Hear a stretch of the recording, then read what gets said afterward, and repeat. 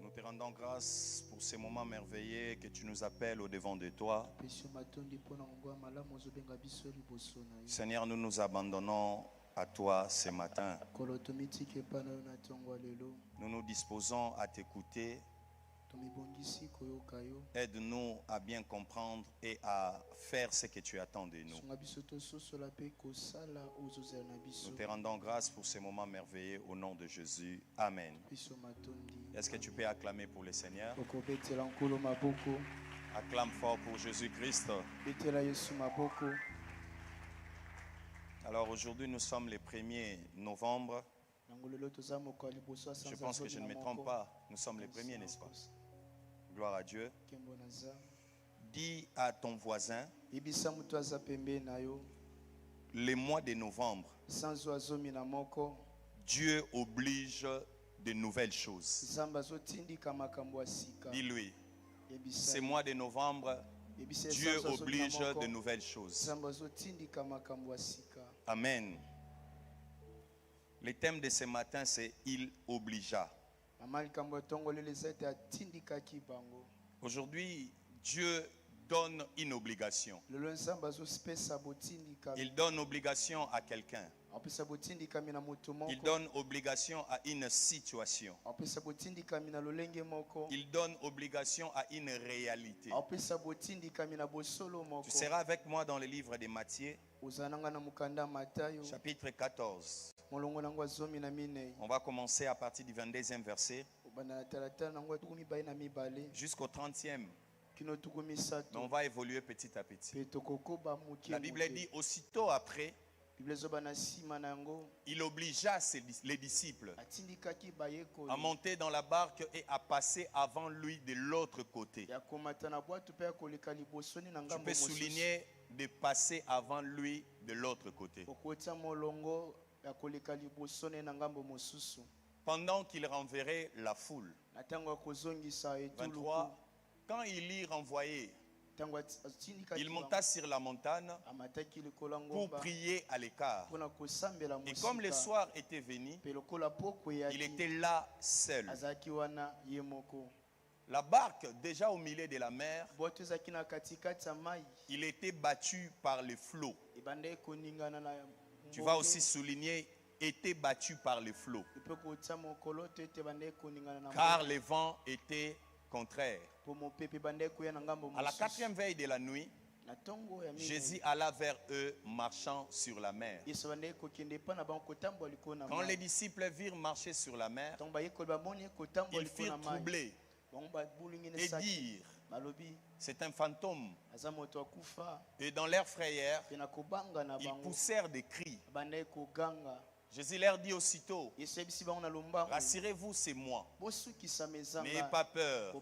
Dis à ton voisin, n'aie pas peur. Pierre lui répondit, Seigneur, si c'est toi, ordonne que j'aille vers toi sur les eaux. Et il dit, viens. Pierre sortit de la barque. J'aime ce mouvement. Lorsqu'il entend que Jésus-Christ dit quelque chose, il exécute directement. Il n'a même pas eu peur de réalité. La Bible dit Pierre sortit de la barque et marcha sur les eaux pour aller vers Jésus. Mais voyant que le vent était fort, il eut peur. Et comme il commençait à s'affoncer, il s'écria, Seigneur, sauve-moi. Écoute, bien-aimé. Ce texte commence à partir du verset 22 par une obligation que Jésus-Christ donna à ses disciples. La première obligation était qu'ils prennent la barque. Il les obligea à monter dans la barque. Ça veut dire ce jour-là, les disciples n'avaient pas dans leur tête de monter sur la barque. Le fait de se retrouver dans la barque, c'était une obligation venant de Jésus. Les disciples allaient demeurer là sur terre. Ils allaient demeurer là dans ce qu'ils étaient en train de faire. Mais écoute-moi bien aimé, je vais te dire une chose. La vie avec Jésus, la vie chrétienne chrétienne, ce n'est pas une vie où nous sommes appelés à faire les surplaces. Ce n'est pas une vie où tu es appelé à vivre les mêmes choses. Ce n'est pas une vie où tu es appelé à vivre les mêmes réalités. À un certain moment de ta vie, Dieu donne toujours cet ordre de passer de l'autre côté. Dieu donne toujours de l'ordre afin que tu t'élèves, de quitter là où tu es. Peut-être que tu étais dans un niveau A pour passer à un niveau 2. Peut-être que tu étais célibataire. Dieu oblige que tu deviennes marié. Peut-être que tu n'avais pas de diplôme. Peut-être que tu n'avais pas de connaissances. Peut-être que tu n'avais pas d'argent. Et à un certain moment de la vie, Dieu donne l'ordre. Quand il donne l'ordre, l'ordre de Dieu est exécuté par tout le monde. Quand je parle de tout le monde, commençant par toi, y compris tous ceux qui t'environnent. L'homme est environné de la nature. Les vents, l'air, toutes ces choses. Dieu, lorsqu'il l'oblige, toutes ces choses-là entendent la voix de Dieu. Et se presse pour exécuter ce que Dieu a dit.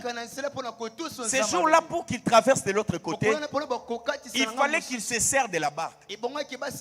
Humainement parlant, pour passer, pour traverser la mer, l'homme est obligé de chercher la barque. L'homme est obligé d'utiliser la barque.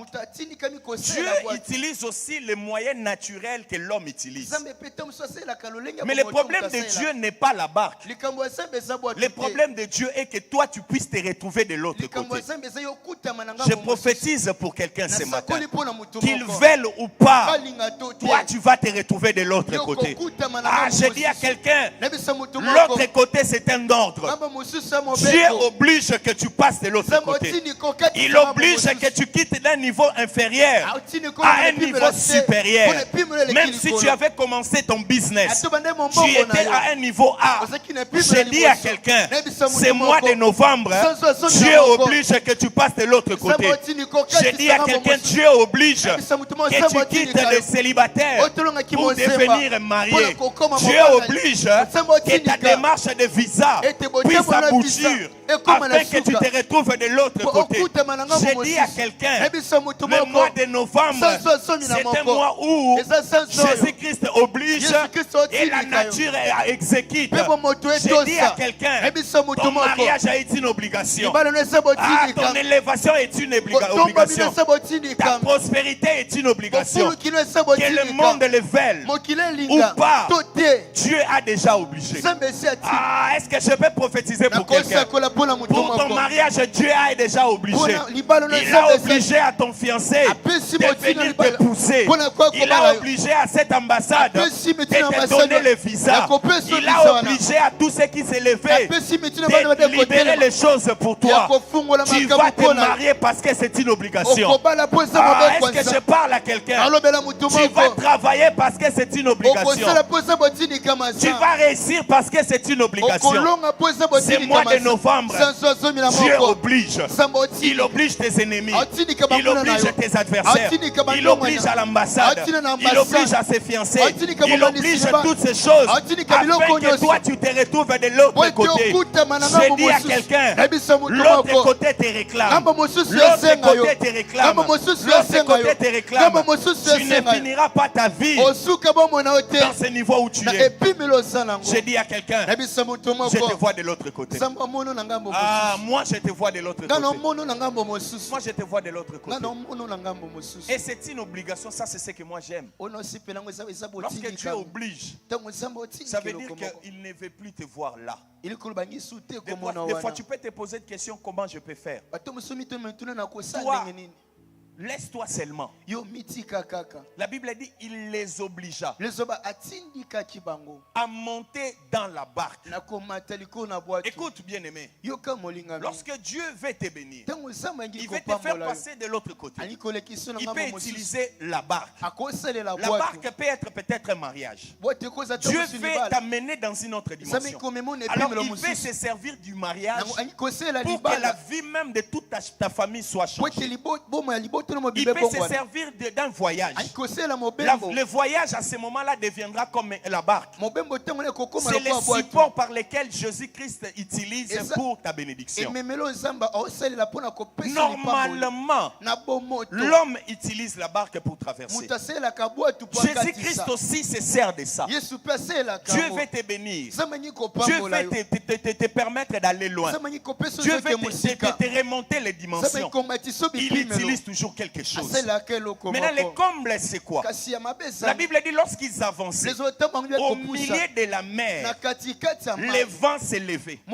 Et les vents combattaient. On me met les passages, je pense, 24.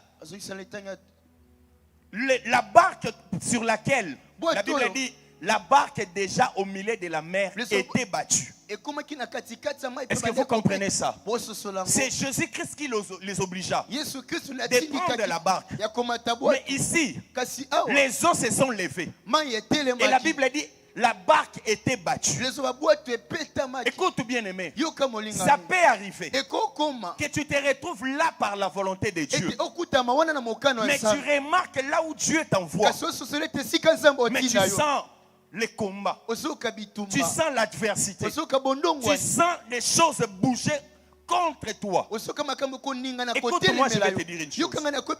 La chose sur laquelle Dieu se sert pour ta bénédiction, c'est la chose aussi qui devient la cible que l'ennemi utilisera pour ta chute. Est-ce que quelqu'un me comprend? Si Dieu veut te bénir derrière ton mariage, le diable fera tout pour combattre ton mariage. À tel point que tu arrives à abandonner. Lorsque tu abandonnes, tu fais gagner l'ennemi. Est-ce que tu comprends? La barque était battue par le flot. Pourquoi la barque était battue par le flot? C'est parce que Dieu avait choisi la barque pour qu'au travers de la barque, qui se retrouve de l'autre côté. Maintenant, ce que j'aime ici, c'est quoi? Dieu laisse à tes ennemis de croire que seule la barque peut te ramener de l'autre côté. Est-ce que tu es avec moi? Est-ce que tu es avec moi? Dieu les laisse de croire, de comprendre que sans la barque, tu ne peux pas te retrouver de l'autre côté. Voilà pourquoi ils ont résolu d'envoyer un vent afin que la barque soit battue par les flots. Parce qu'ils savent, lorsque la barque va céder, toi tu ne pourras pas arriver de l'autre côté. J'aime mon Dieu. J'aime le Dieu de Mire. Lorsque les ennemis se liguent pour combattre la barque, Dieu passe à un niveau supérieur. Est-ce que je parle à quelqu'un? Le problème de Dieu n'est pas la barque. Le problème de Dieu, c'est l'ordre qu'il avait donné. Lorsqu'il donne un ordre, il n'y a rien qui peut empêcher à ce que cela soit fait. Est-ce que quelqu'un est avec moi? Comme il a donné l'ordre dans ta vie que tu vas te marier, même si le vent s'est levé. Et puis écoutez, remettez-moi 23. Écoute ici, donnez-moi 23. La Bible dit quand il y envoyé, il monta sur la montagne et pour aller prier. On avance, donnez-moi 25. Écoute ce qui se passe. À la 4e veille de la nuit, Jésus, à la 4e veille de la nuit, Jésus alla vers eux marchant sur la mer. On passe. Écoute.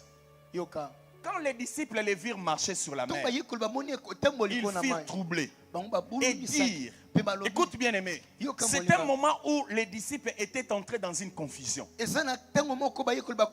sont des moments où tu commences à te demander, est-ce que c'est Dieu qui m'avait dit de prendre la barque ou ce n'est pas lui? Pourquoi? Parce que tu remarques une pression où tu ne peux pas imaginer. Tu remarques un combat où tu ne peux pas imaginer. Tu remarques même les gens qui te soutenaient s'élèvent contre toi. Moi, avant mon mariage, il y avait un ami qui m'aidait. On est allé faire la prédot.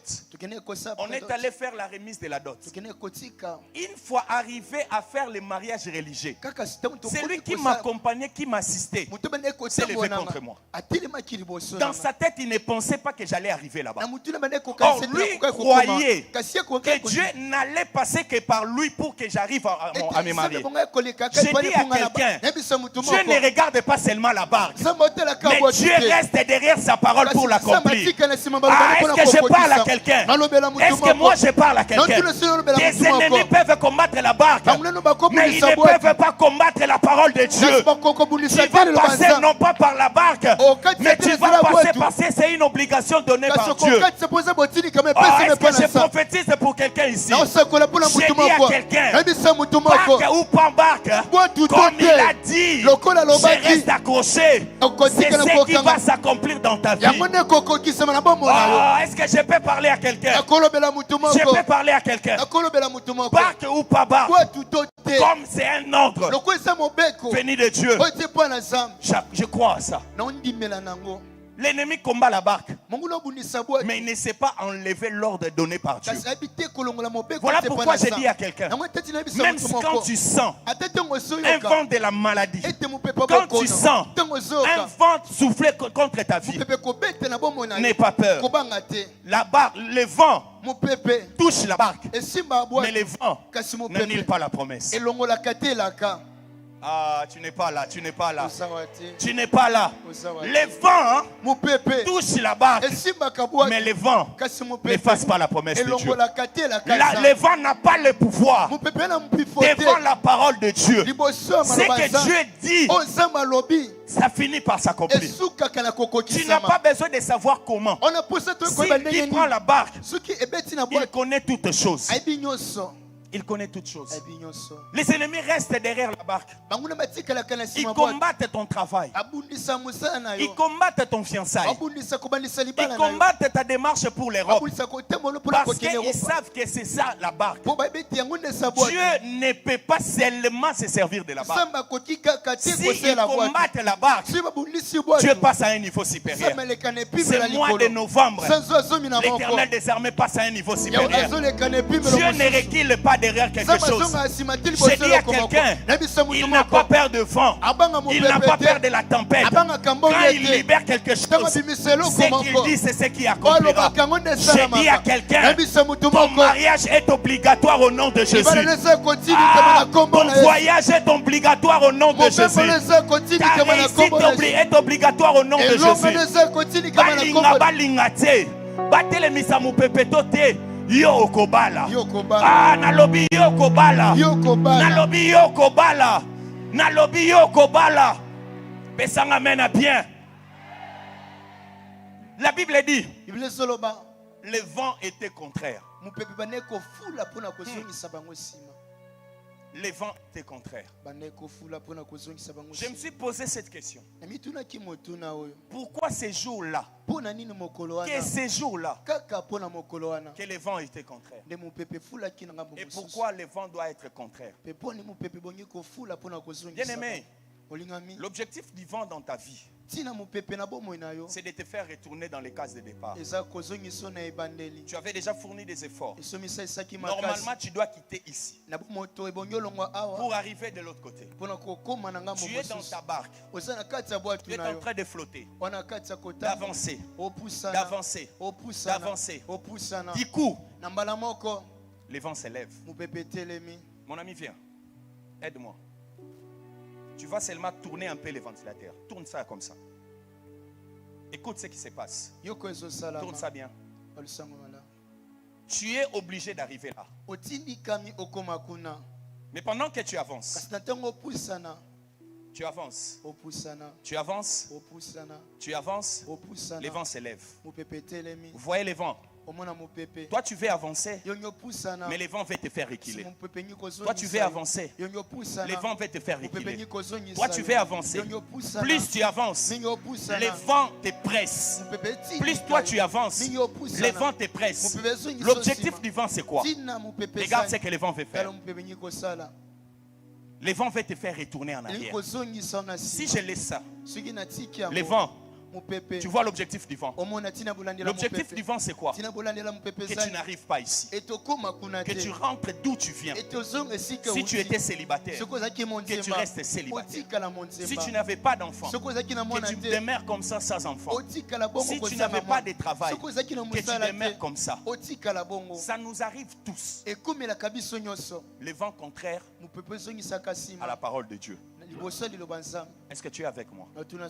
Dieu a dit tu vas réussir. Mais lorsque tu entres dans les camps pour avancer, pour aller conquérir, tu sens une pression, tu sens un combat, tu sens une résistance. C'est par ici que beaucoup de chrétiens échouent. Ils abandonnent.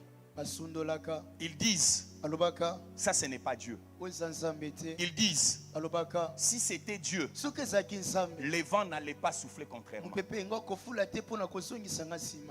Ils disent beaucoup de choses. Écoute bien aimé. Une vie de miracle, ce n'est pas une vie ordinaire. C'est une vie qui est appelée. C'est une vie qui est appelée à traverser malgré les vents. Lorsque tu vois les vents, écoutez, les choix que tu fais nous démontrent ta foi. Si tu abandonnes, nous comprenons que tu places ton Dieu en dessous du vent. Est-ce que tu me comprends? Est-ce que tu me comprends? Dieu a dit, les vents s'est levé. Si tu abandonnes, ça veut dire dans ta foi est en dessous des réalités de ce monde. Donc ça veut dire à chaque fois quand tu vas commencer à t'élever, quand tu vas sentir une petite adversité, tu vas abandonner. Du coup, tu ne vas pas expérimenter une vie de miracle. Or, lorsque Dieu dit, il veille sur sa parole pour l'accomplir. Il veille sur sa parole. Il veille sur sa parole. Oui, je sais que les vents, la barque est battue. Je sais que les vents s'élèvent. Mais qu'est-ce que toi tu crois? Tu crois en quoi? Tu crois en quoi? Il y a de ceux qui viennent même à l'église. Lorsque les vents s'élèvent, ils abandonnent. Quand tu abandonnes, c'est comme ces papiers. Si je les laisse, ça va reculer. Si je les laisse, ça va tomber. Si je les laisse, ça n'arrivera pas. Parce que le problème c'est quoi? Plus tu avances, plus le vent devient fort. Plus tu avances, plus le vent devient fort. Humainement parlant, tu peux dire j'abandonne. Mais rentre d'abord au départ. Qui t'a dit de passer? Qui t'a dit de passer? Est-ce que c'était toi-même ou tu as vraiment entendu la voix de Dieu? Si ça vient de Dieu, n'abandonne pas. Si ça vient de Dieu, ne laisse pas. Si ça vient de Dieu, malgré les vents, malgré l'adversité, malgré les combats, malgré les réalités, n'abandonne pas. N'abonne pas. Comment on saura que tu as un Dieu qui est capable de défier les vents? Comment on saura ça? Lorsque Dieu veut faire de ta vie une vie de miracle, tu vas sentir comme si tu es exposé. J'étais de l'autre côté.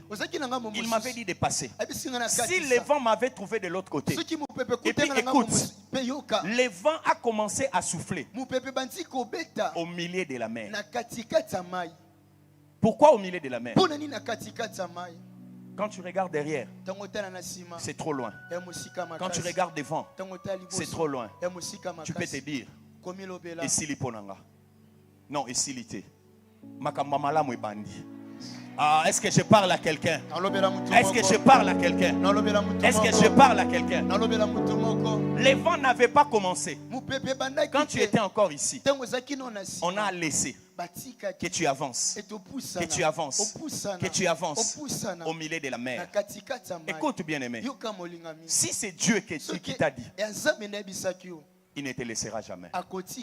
Dieu n'abandonne pas. Dieu ne laisse pas. Je dis à quelqu'un, Dieu n'abandonne pas.